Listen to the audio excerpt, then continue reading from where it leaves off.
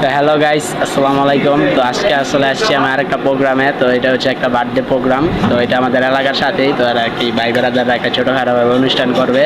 তো এই ভিডিওটার পুরোটা ব্লগ আপনাদেরকে দেখাবো, পুরোটা দেখবেন আশা করি। তো টাটা। 18 থেকে 20 বছর বয়সের ছেলেগুলাই জানে বেকারত্বটা কি। তাই বলছি কি, এই প্রেম ভালোবাসা বাদ দিয়া টাকা কামা।